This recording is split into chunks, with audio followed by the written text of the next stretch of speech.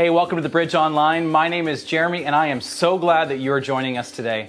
If this is your first time with us and you're tuning in on Sunday morning, be sure to click the New Here button so that we can connect with you and send you a gift as a way to say thank you for taking the time to check us out.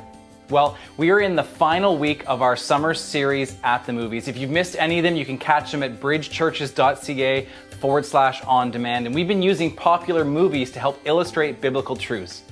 Today we have our lead pastor with us, Scott Landry, and I am looking forward to it. Well, we're going to hand it over to the band now for a song called Battle Belongs.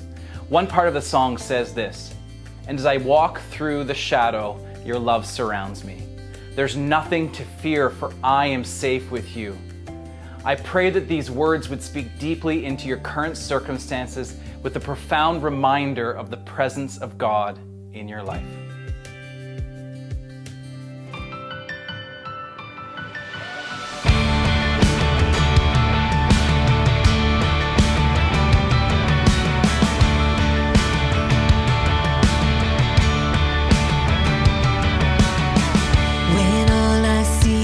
The battle, you see my victory. When all I see is the mountain, you see a mountain moved. And as I walk through the shadow, your love surrounds me.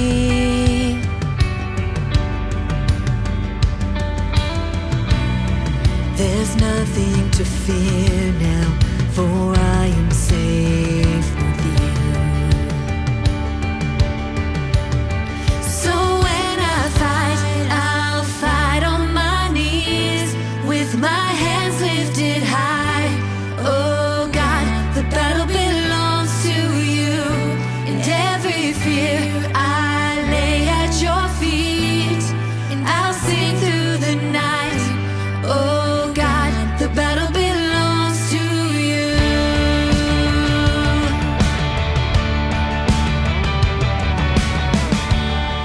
And if you are for me, who can be against me? Yeah. For Jesus, there's nothing impossible for you.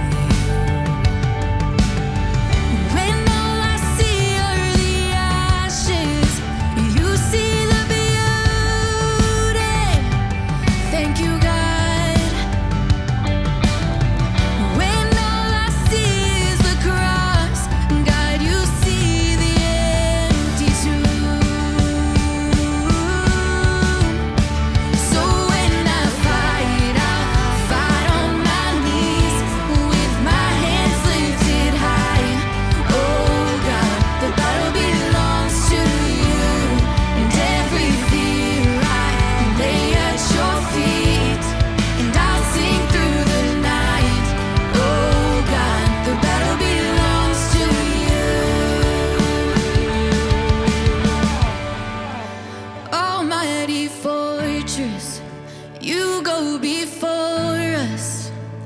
Nothing can stand against the power of our God. You shine in the shadows. You win every battle. Nothing can stand against the power of our God.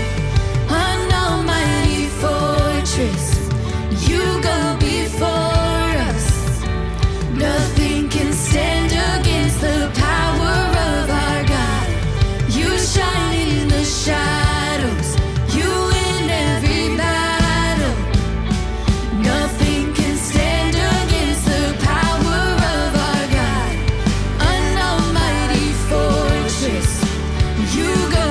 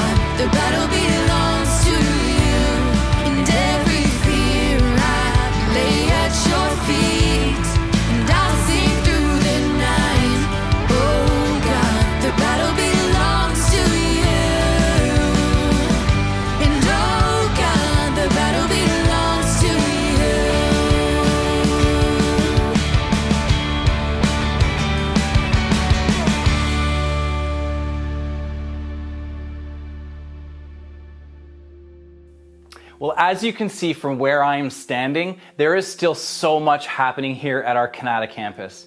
And there is still a need for people to serve both on the painting team and the landscaping team and a few other areas. So if you're interested, we would love it if you went to bridgechurches.ca/serve and clicked on the opportunity that most interests you. Help us get our physical campus ready for the September 19th relaunch. I also want to take a moment and highlight once again the exciting things that are happening in Bridge Kids and student ministries. Now, I'm a visual learner, so to help you visualize what I'm talking about better, we're going to go to 2 different locations together. And I hope that you'll be able to see with better clarity all that God is doing. Let's go. All right, well, I'm here in the main auditorium here at our Canada campus, and I just wanted you to see all of the boxes on the floor around me. You know, each of these boxes represent children and families whose lives are impacted by our ministry each and every week. Every one of these circles in this room represents areas throughout our province where these boxes are delivered. And we are so excited that soon many of these circles of boxes will be circles of children, learning, laughing, and playing in community. But don't worry, these subscription boxes will not stop. Even after we've relaunched our physical campus, Pastor Lisa and her team will continue to strive to impact those who call our church home online. So thank you for your continued investment. This would not be possible without you. All right, on to our next location. Arr! Greetings, you scallywags and ruffians. It is I, Baldbeard, the most feared pirate in the western seas, and I want to welcome you to my island. Make sure to always keep your hands and your feet inside your ships, because it's my gold. Okay, all right. I get it. I'm getting a little carried away, but come on. Isn't this fantastic? Listen, this past week, our student ministries team kicked off an exciting series of events called the Summer of Plunder, where our students are tasked with plundering the most fun they can get through games, activities, arts, crafts, and of course, food.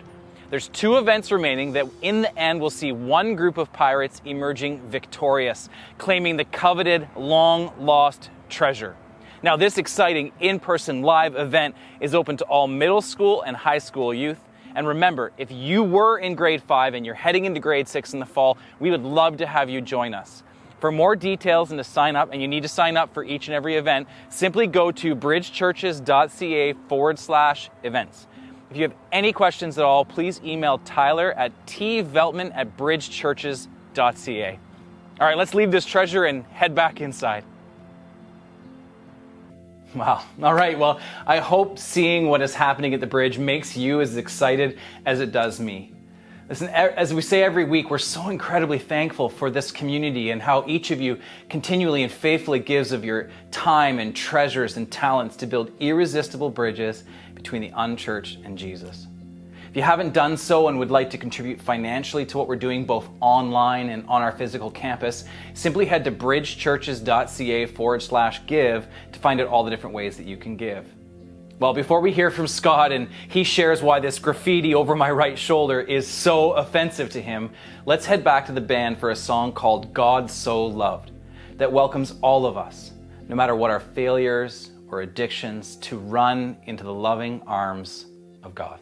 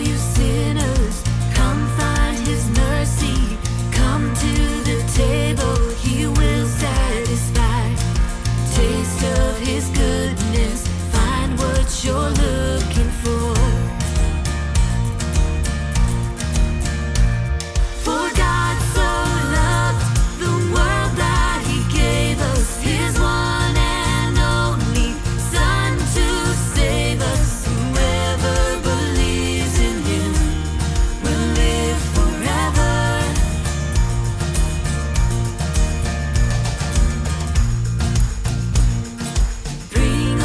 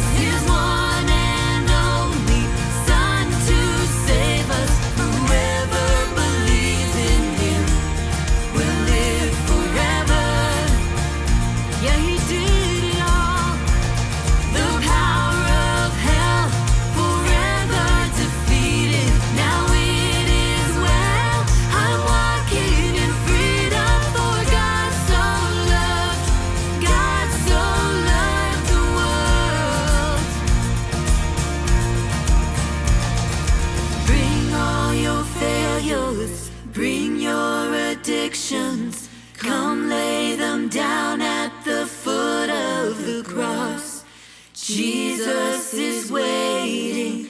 God so loved the world. Just take the picture. All right, okay.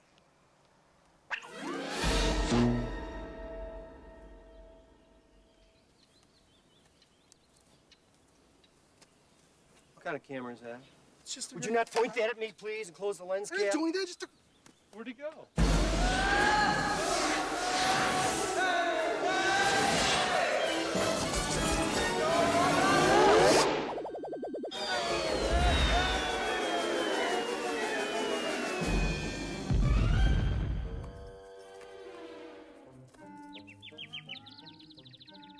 Oh, look out for that first step, Doc. It's a real Lulu. Bugs Bunny? You were expecting maybe the Easter Bunny? You're a cartoon, you're not real. Not really. If I weren't real, could I do this? Oh, look. Is that Michael? Michael! Oh, it's Air Jordan. Basketball. I thought I called. I did see Michael Jordan. Pardon me, Mr. Jordan. Could I have your your John Hancock, please? Back up! Let the doctor take a look. Whoops. A little high. No. Going down.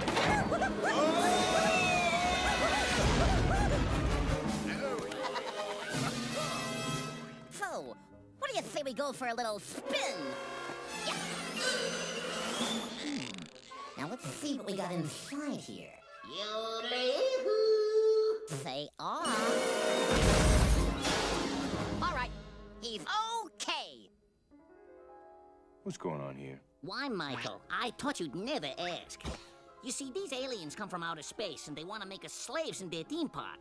What do we care? They're little. So we challenge them to a basketball game. But then they show up and they ain't so little. They're huge! We need to beat these guys, because they're talking about slavery. They're gonna make us do stand-up comedy. The same jokes every night for all eternity. We're gonna be locked up like wild animals and then trotted out to perform for a bunch of lowbrow, bug-eyed, fat-headed, humor-challenged aliens. What I'm trying to say is, we need your help! Yeah, but I'm a baseball player now. Right. And I'm a Shakespearean actor.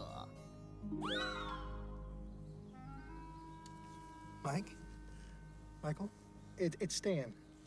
Stan Podolak. Look, I need you to come out now, okay?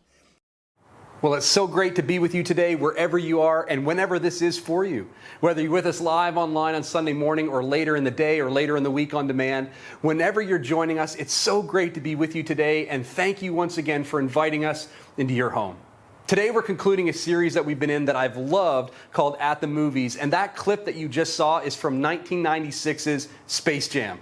What a classic. I mean, I love Space Jam. Have you seen it?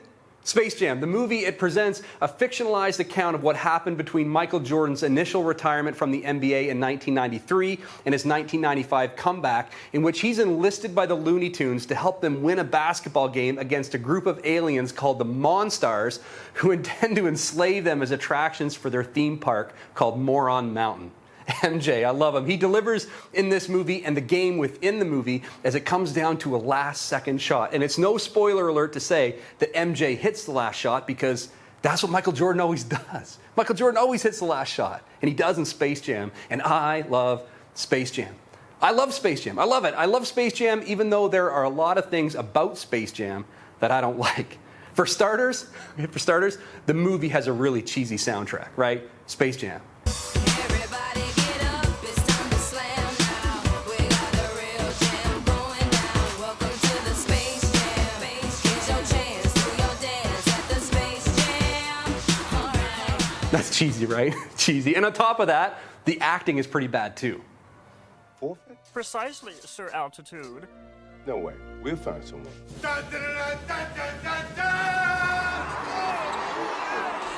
Whoa, whoa, whoa! I didn't know Dan Aykroyd was in this picture. Hey! Perhaps I could be of some assistance. Okay, so the music is cheesy, the acting is corny, and the story, well, come on, you saw just a little bit of it, right? The story is far-fetched at best. But all that said, I love Space Jam.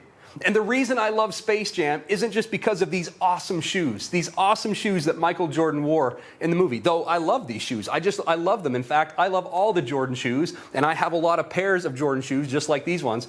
And the reason that I have a lot of pairs of Jordan shoes and the reason I love the shoes is the same reason that I love Space Jam.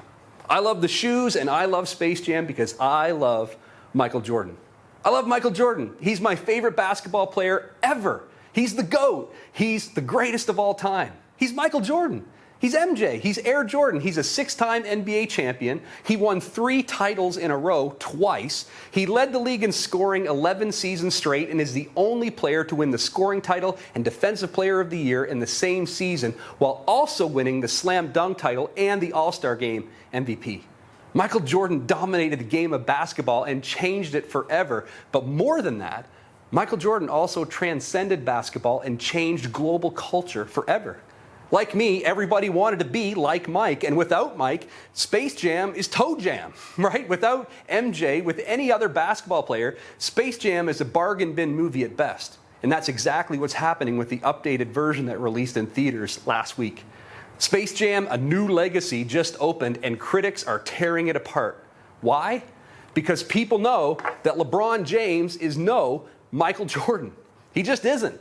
He can wear number 23 like Michael Jordan did. He can want to be like Mike all he wants, but LeBron James will never be Michael Jordan.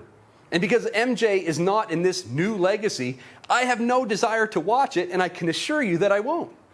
LeBron James, to me, he's LeGon James.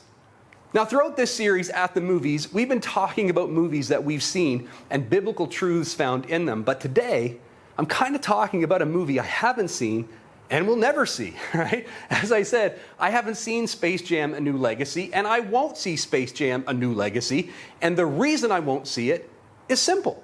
It's just simple. As much as I love basketball, and I love me some basketball, as much as I love basketball, it's hard for me to embrace change in the game that I love. And it's hard for me to embrace new players in the game that I love. Now, I still watch basketball, and I still love basketball, but to me, basketball isn't what it used to be in the 90s, and nobody will ever be greater than Michael Jordan. To me, the 90s was the greatest era of basketball, and the game will never be what it was back then. Now, it's not just basketball that I have a hard time embracing change in. It's a lot of things and in a lot of areas of my life. There are so many areas in my life that I have a hard time embracing change. If you were to ask me what the greatest era of music is, I would say the 90s. Greatest era of movies? Again, I'm going to say the 90s. I mean, there are so many hits. There are so many classics. So it's basketball, music, movies, TV. You can debate me all day long if you want, but you'll lose because it's the 90s all the way. Why? Because I have an emotional attachment to the era because I grew up in that era. And the songs take me back. The movies take me back. The reruns take me back. The 90s were amazing. They were great. But here's the thing. As great as the 90s were, that nostalgia can be dangerous. That nostalgia can be dangerous because I have an emotional attachment to what was, and as a result, I settle in what is and struggle to embrace what could be. Is that true for you? Maybe you have an era, and your era has a soundtrack. You have an era, and your era has a look. Your era has its heroes. Your era has a vibe to it, and you've attached to it, and maybe your emotional attachment to what was hindered as the church as well.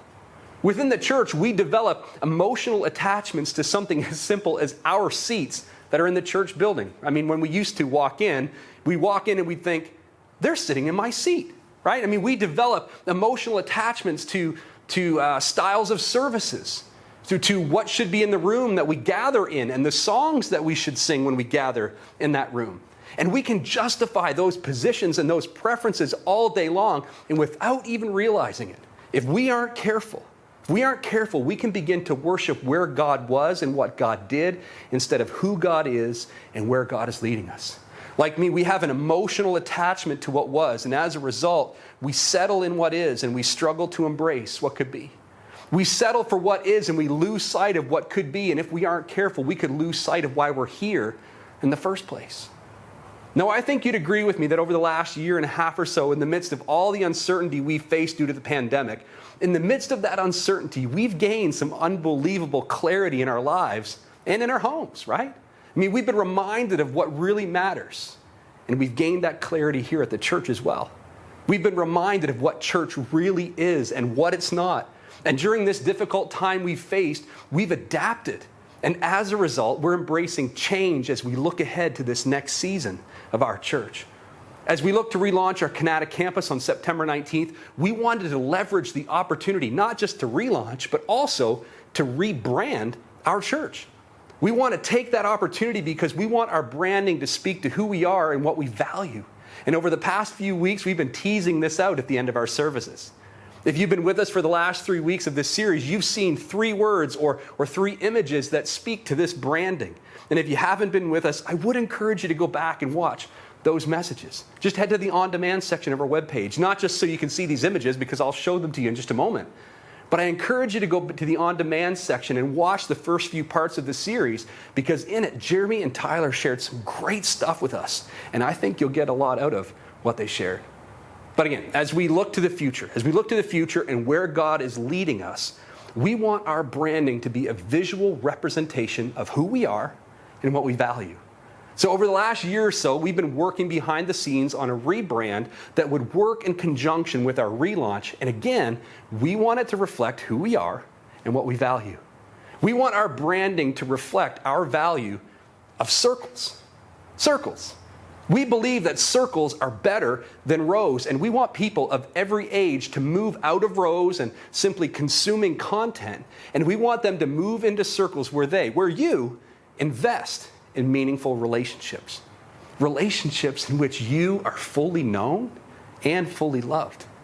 I've said it so many times, and I will continue to say it many more times because I believe it with all my heart. I can't know every name at this church, but I can create a church where every name is known. And that's the purpose of circles. That's why we value them and why we want you to be in one and why we want our branding to reflect that. As we look to the future, we also want our branding to reflect movement. Movement. Maybe you remember this clip we showed a couple weeks ago. And this speaks to our mission and our vision. Our mission is an internal movement. Our mission is to lead people into a growing relationship with Jesus. And that speaks to inner growth, internal change, becoming more like Jesus. That's our mission. And as we become more like Jesus, as he deals with who we truly are on the inside, we become more like him. And as a result of becoming more like him, we gain his heart and we focus our attention externally, as he did, which is our vision.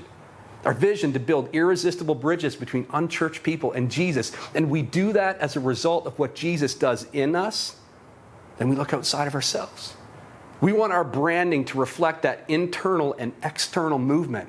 And we also want our branding to reflect the color orange. For a long time, our branding has been centered around the color blue, but the color orange is truly who we are and what we value.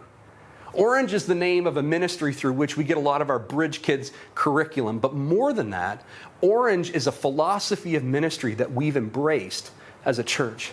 We here at the Bridge, we believe that 2 combined influences make a greater impact than just 2 individual influences. And orange is the philosophy of the church, which is light, and the home, which is the heart, working together to impact the faith of the next generation.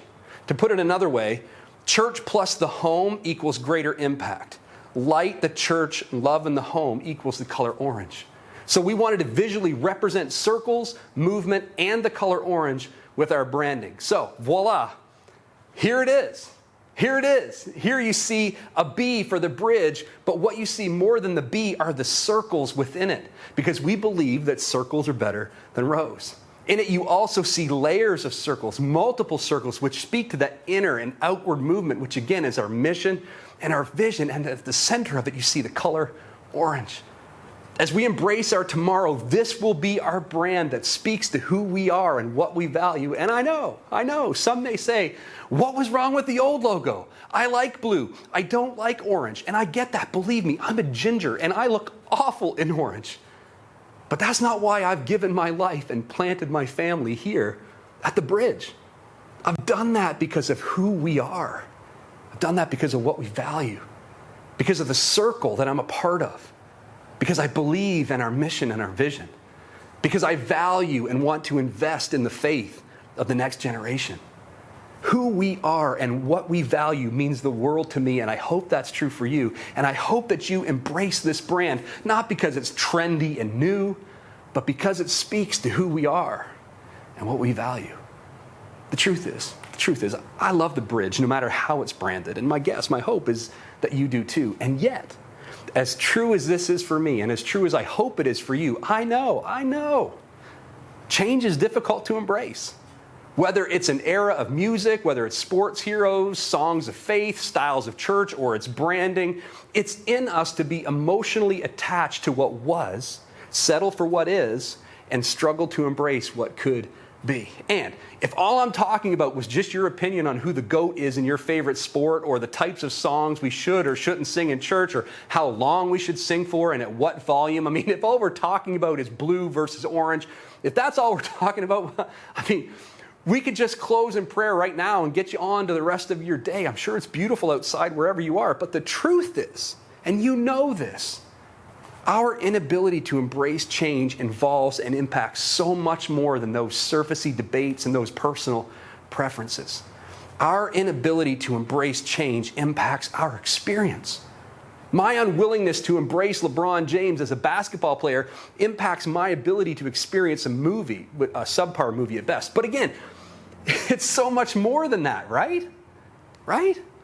Our unwillingness as a church to embrace what could be will impact what we see and experience together as a church. And what's true for us as a church is true for me in my life, and what's true for you in yours. Our inability to embrace change impacts our experience.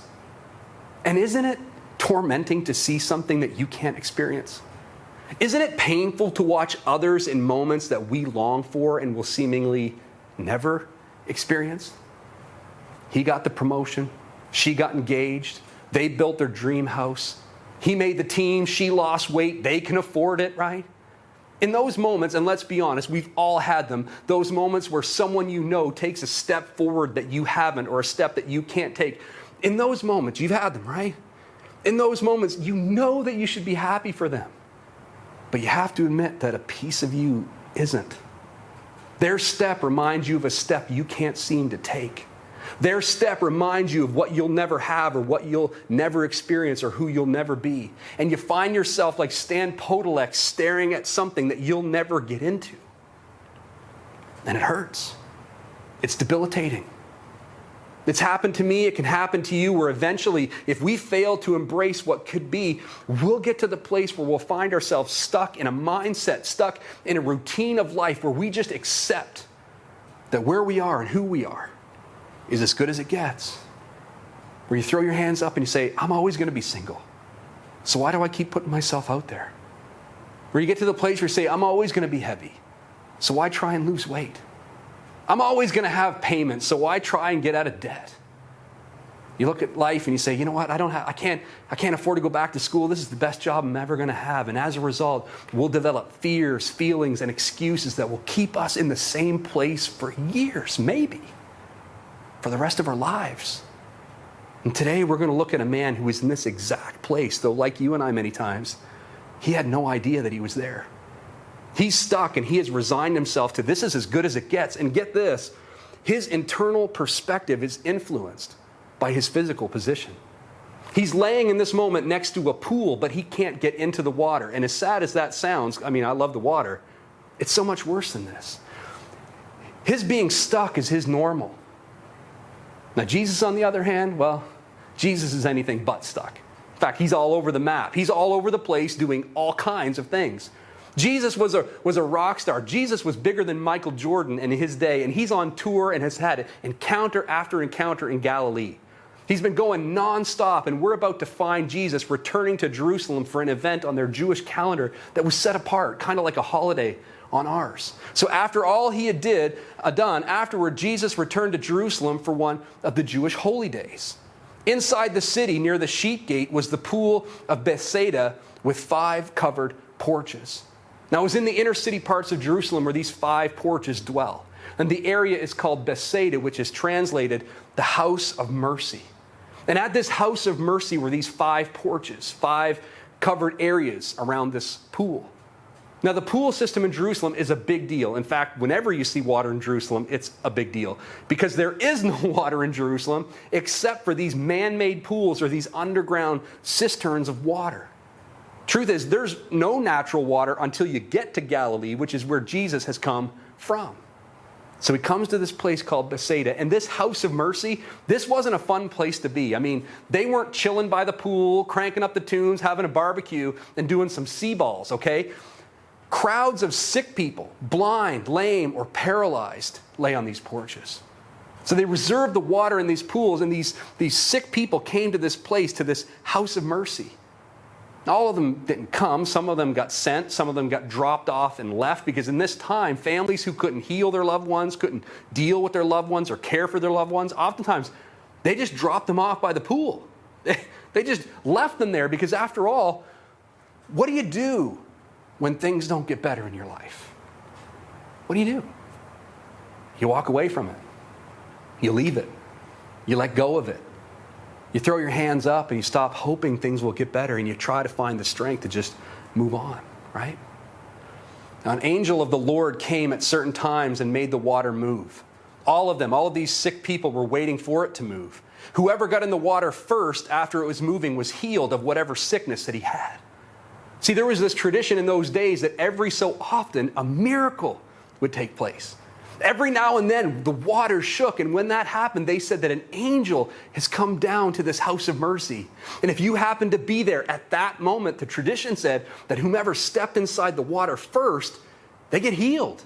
Healed of whatever it is that has them stuck and sick. So you got to be at the right place at the right time, and you've got to be the right person to step out into that water first. Now, around this issue and to this tradition, hundreds, if not thousands of sick people came and they gathered. They were all in the right place. They were all waiting on the right time, hoping they were the right person to step into the waters first. Let's pause for a moment.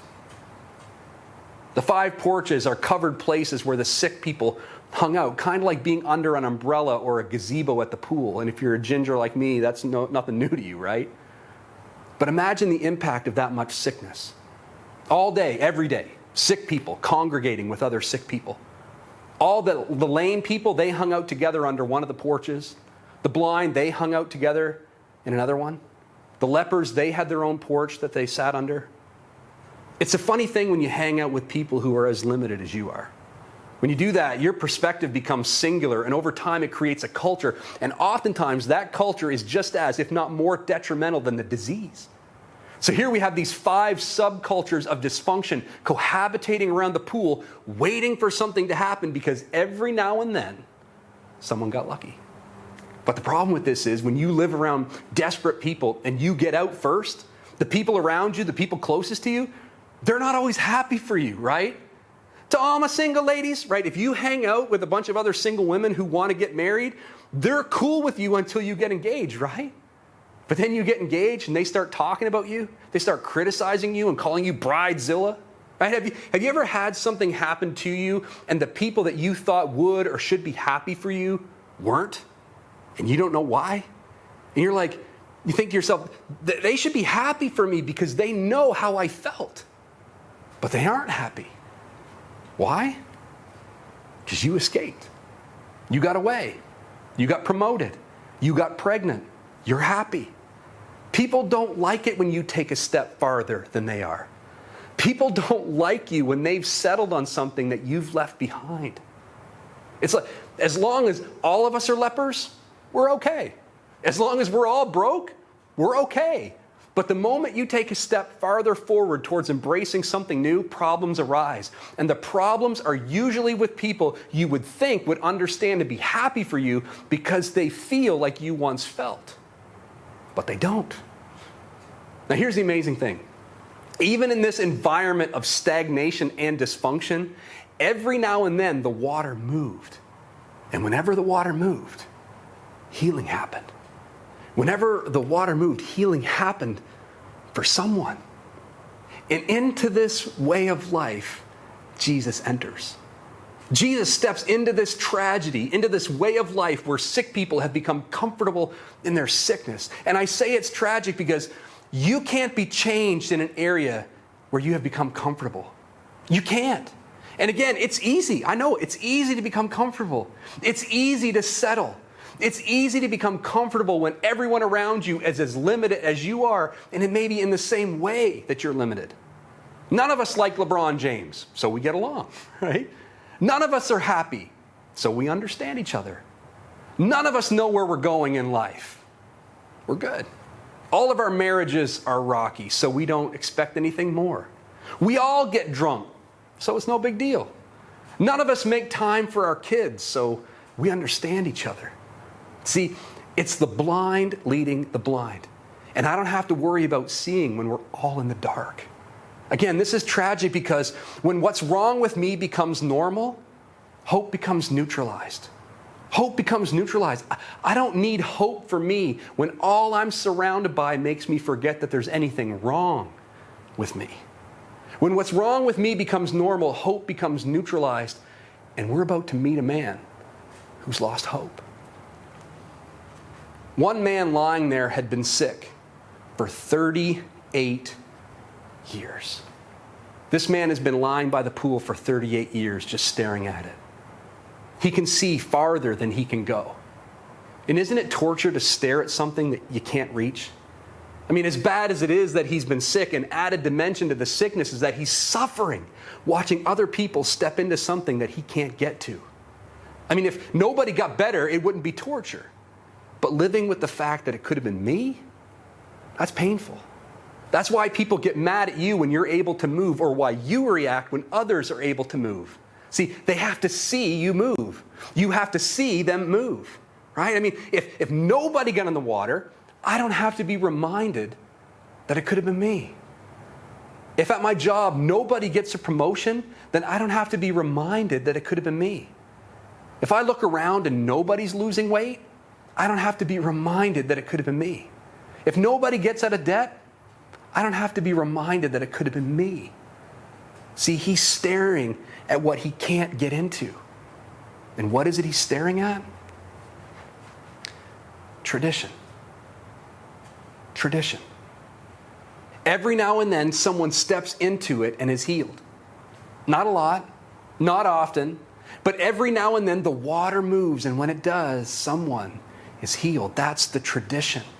That's the tradition this man can't get to or into. Now, Jesus is surrounded by all of this sickness, but somehow sees this man specifically, and he asks him a question. Jesus looks at him and he says, "Would you like to get well?" It's like, kind of question is that? Would you like to get well? I mean, but in other words, Jesus was asking him, would you like to experience something new?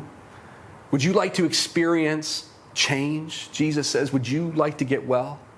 And his answer is tragic. He says, "I can't, sir," the sick man said, "for I have no one to put me into the pool when the water bubbles up. Someone always gets there ahead of me."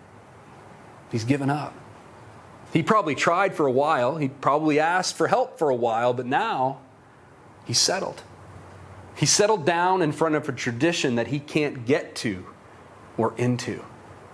And he's been in this place for so long. I mean, imagine the pain. I mean, if you're not going to let me be it, don't let me see it. That's tormenting. That's torture. And here he is, stuck, staring at the tradition. Stuck, staring at how it occasionally works at this place, at the right time, for the right person, but that person is never me. And maybe that's you. Maybe you've been in the same place for a long, long time. Staring at the same job, staring at the same problems in your marriage, stuck in the same attitudes and habits and addictions, stuck staring in the mirror, hating what and who you see. Or maybe for you, maybe you're stuck and you're staring at the traditional church. You've tried, but you just can't get into it. You can't get into it. And I'm not talking about the building. No one can get into it yet. September 19th, stay tuned. But I'm talking about more than that. I'm talking more about our branding. I'm talking about your faith. It's worked for someone else, but not for you, and you don't know why. You're around it, but you can't get into it. You tune in week after week and you hear about things that are happening, but you just can't seem to get into it. You don't know why, but you're stuck. And like you, tradition has been all this man sees. He's attended it for 38 years, but has never gotten into it. For 38 years, he's been in the same place, staring at tradition, surrounded by tradition. But nothing has changed. Can you relate? Can you relate? Are you religious but have never experienced change? I mean, you believe in Jesus, but it's not really working for you. You come around it, been around it for years, but there's no real power working in your life. You're still the same person you've always been. And your understanding of God isn't something you've experienced, but it's a tradition that you've been exposed to. You're around it, and every now and then something happens, but it's never happened for you. It's never happened in you. Maybe the reason you're stuck is because you've settled. Maybe you settled. Maybe it's because the only thing you understand about God is the tradition you're staring at but can't get into. Maybe. I mean, you see the people on your screen, you see them sing the songs, and you're like, you know. Or maybe you hear people pray and you're like, oh, that's nice. Or you see us talking about people who serve and you see it week after week after week. You see it. Maybe you even believe it. But it hasn't changed you. It's just something that you're around and you identify with being around it, but you've not experienced change because you can't get into it. And what's tragic, what this man can't see is that it was right in front of him. And if you think I'm talking about the pool, you can't see it either. Here's the thing, look, this man is staring at where God was and was unable to see that in this moment, God was right in front of him. Where God was comes to where this man is and gives him another option. Jesus comes to him and he says, do you want that or do you want this? Transformation stands in front of him and speaks to this man. This man has been surrounded by tradition, is now being challenged by transformation. Transformation walks right up to him and says, the old way was you getting to it, but I'm coming to you. Tradition stands back and says, come to us, come join us, while transformation comes to you and challenges you where you are. The world was living in tradition all those years ago, and transformation came in the form of a baby, and his name is Jesus. And like it was for this man in his moment, I believe Jesus wants to come down to the side of your porch and challenge you where you are to get up and leave your traditional way of looking at the world and your circumstances and your ideas as to what your life could be. And he wants you to see him for who he is, not what they've made him out to be. Jesus said to this man what I believe he wants to say to you today. Whoever you are, wherever you are, I believe Jesus is saying to you today, look at me, not at tradition, and see that I have called you. And that's why we encourage you to read the Bible for yourself, not just listen to us talk about it. We want you to read the Bible for yourself and see what God has to say about your life, because there is life for your life in God's Word that speaks against what you're staring at or what you can't get to or what you can't get into. Jesus speaks to this man and he doesn't say, oh, I'm so sorry this has happened to you. Jesus doesn't say, oh, it's terrible that no one was sensitive to your situation and kind enough to help you get into the water. No, Jesus doesn't say anything like that. Jesus challenges this man. Jesus challenges him, told him, stand up, pick up your mat, and walk. Jesus challenges this man to do the very thing that he thinks he cannot do. Get up, pick up your mat, and walk. And at first, this seems insensitive. But in actuality, this is beautiful. Jesus is wanting more for this man than he wants for himself. Jesus is challenging him to pick up the very thing that has kept him comfortable on the ground so he can experience something that he had given up hoping for. And like you and I, when it comes to change, this man has a choice to make. Do I stay here? Do I stay in what I know? Do I settle for who I am and where I've been all this time, or do I embrace something new and take a step towards what could be? This man has been settling for 38 years, but today, this man stands up, and instantly the man was healed. He rolled up his sleeping mat and began walking. It's amazing. But this miracle happened on the Sabbath, so the Jewish leaders objected. They said to the man who was cured, you can't work on the Sabbath. The law doesn't allow you to carry that sleeping mat. I mean, imagine the man who's been laying there for 38 years, walking past the lepers and the blind people with his bed over his shoulder, and the religious leaders who should have praised Jesus for what he had just done, saying, that's not the way it's supposed to happen. Can you imagine? Better yet, can you relate? Has your inability to embrace change robbed you of what was happening in your midst? See, like you and I many times, they had an emotional attachment to what was, and as a result, they settled in what was, and their understanding of how things were. And like you and I, they struggled to embrace what could be. This man has been surrounded by tradition, and so have they. And like them, if anything happens around you that is not traditional, they're going to be critical because they're looking at what they see through the lens of the tradition they've been surrounded by and staring at. And seeing you move on or move forward reminds them that the tradition hasn't really worked for them either, and it leaves them angry and critical. And like these men, far too many of us would rather be comfortable in an unhealthy situation and surrounded by little to no change and living with our personal preferences and perspectives rather than being challenged with the unknown that could lead to health, joy, and seeing and experiencing more than we ever thought possible. This man has been surrounded by these people for 38 years, and he doesn't care about what they think anymore. Why? Because he's been healed. Because his life has literally been turned upside down. They want to talk about whether or not it should have happened at all, rather than the fact that this guy has used his feet for the first time in 38 years. So as he struts, he says, "Talk amongst yourselves all you want. Go ahead. But the man who healed me told me, pick up your mat and walk. Don't like where I'm going? Don't like how I'm getting there? Talk to the man who called me." And speaking of the one who called him, I love that Jesus didn't ask him to leave his mat behind. I love that part. It's a subtle part. You can read right over it. But Jesus is beyond wise, and he wanted this man to remember that the thing that was holding him down is now something he holds. What kept you on the ground is now something that you carry, and it's a reminder to you and a sign to your world that I have done a work in your life. It's a reminder to you that I turned your life, all that you knew, upside down. This man had been comfortable for 38 years, but today he stepped away from where God was and responded to who God is and what God was calling him to do, and as a result, he had the ability to walk to where God was leading him. What about you? I'm not talking about movies or logos. I'm talking about your life. I'm talking about your life. How comfortable are you with where you are? With who you are? Have you accepted things are what they are? Have you given up hope? Have you given up expectation? Have you resigned yourself to the trap of this is as good as it gets? Let me ask you. What is the mat that comforts you? See, I believe the same Jesus that told that man to get up, pick up his mat, and walk is the same Jesus that wants to see you take a step from what it is to where he wants to take you. So as we close today, rather than me praying for you, whoever you are, wherever you are, I want to invite you to spend the next few moments with the Lord in prayer yourself about you. You already know what the mat is in your life.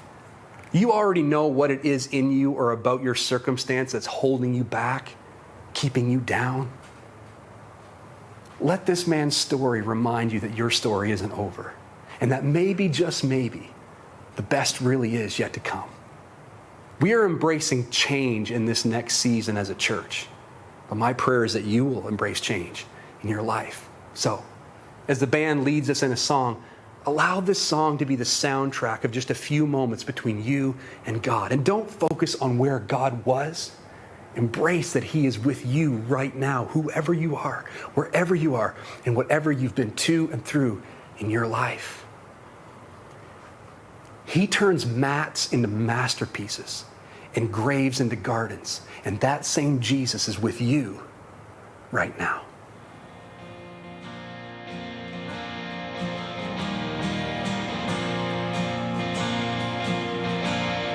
Oh, I searched the world, but it couldn't fill me. Man's empty praise and treasures the fade are never enough. Then you came along and put me back together.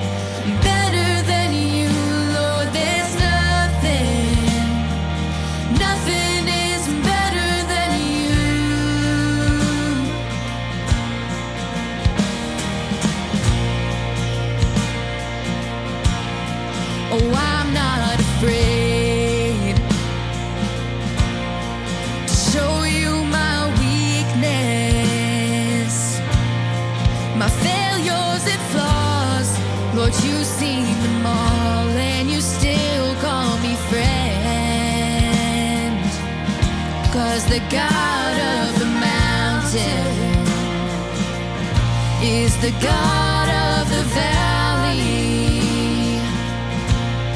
Oh, there's not a place your mercy and grace won't find me again. Oh, there's nothing better than you, Lord. There's nothing better than you, Lord. There's nothing, nothing is better than you. Oh, there's nothing better than you, Lord. There's nothing better than you, Lord. There's nothing, nothing is better than you.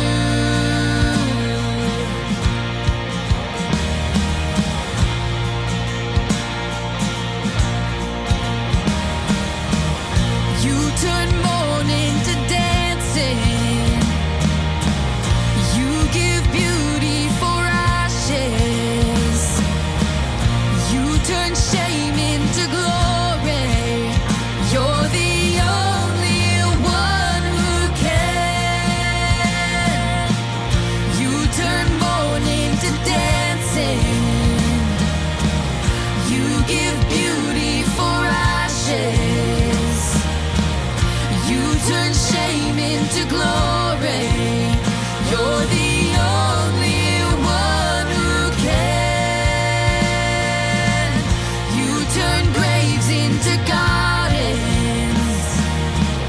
You turn bones into armies. You turn seas into highways. You're the only one who can. You're the only one who can.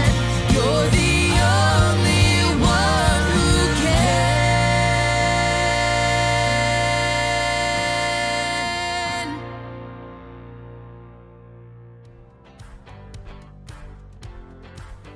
Wow, that is such an amazing song. Listen, I know for some of you today was a lot, but we are so excited to see what God has in store for us as a community in the coming months. I'd like to leave you today with a challenge to consider Scott's words deeply. Where is it that God is calling you to? Are there places in your life that you've settled or maybe grown comfortable? Man, I get it. Change is difficult, and we've all experienced a lot of change this year.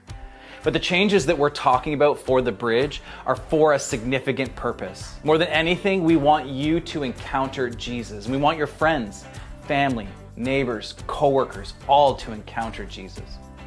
And so with that purpose in mind, we are asking you to embrace this season of change because we believe God is going to do great things. I'm going to leave you with a verse from 2 Corinthians 2:9. It says this: "No eye has ever seen, no ear has ever heard, and it has never occurred to the human heart all the things that God has prepared for those who love Him." What a future.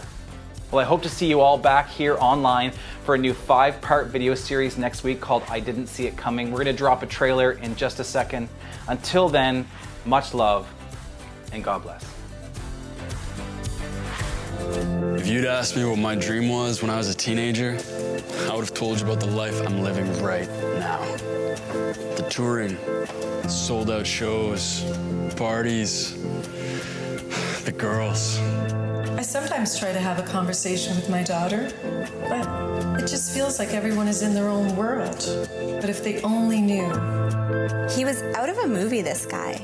The romantic dates, the flowers, it seemed too perfect. It's not that I think I'm better than the other players, but I know I work harder. I still cannot believe the coach cut me for a bad attitude. 11 years I've been working here now. Lately I've been working so hard, putting in so many overtime hours, just trying to get my next promotion. I'm not even sure it's what I want anymore.